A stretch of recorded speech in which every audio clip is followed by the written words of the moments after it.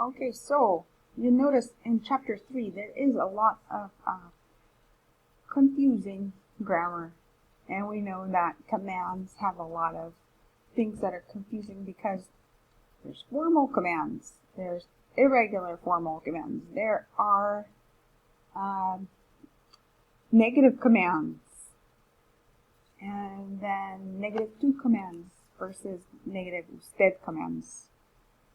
So all these things make it a little confusing, especially if you haven't had a lot of practice saying them.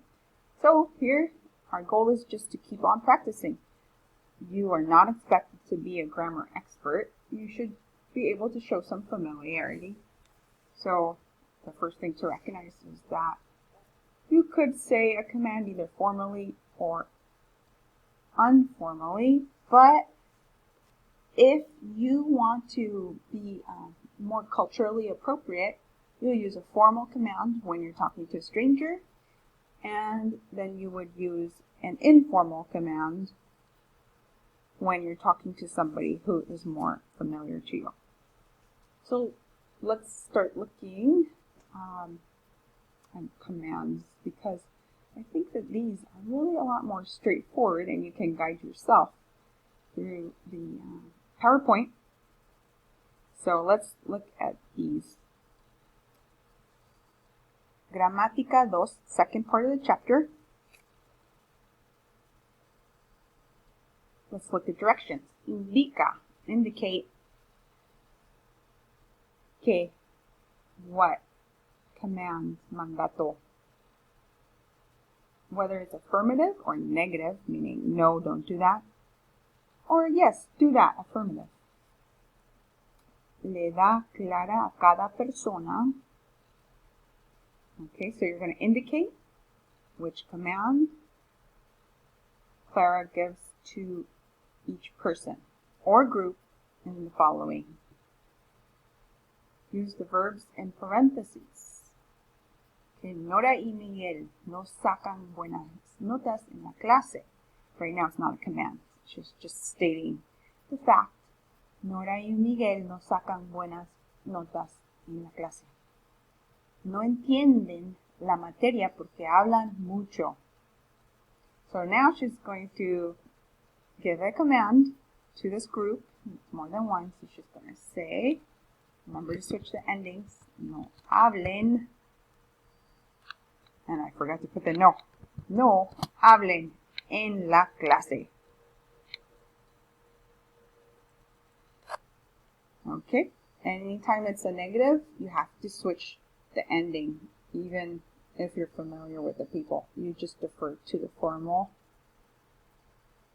Alright, Lidia y Marcos no conocen bien el barrio. Quieren comprar carne para la cena.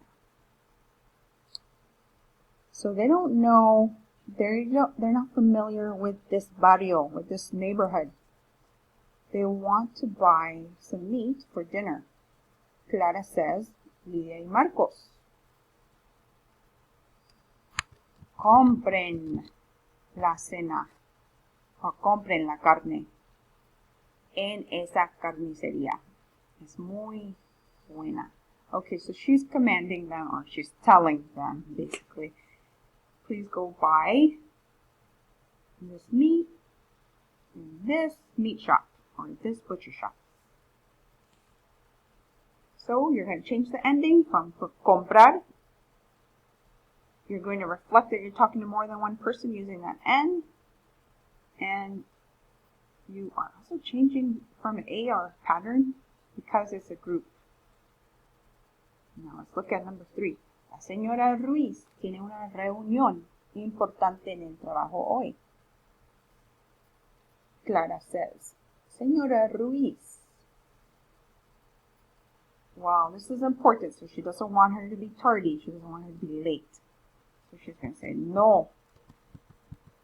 Señora Ruiz, no llegue tarde al trabajo hoy.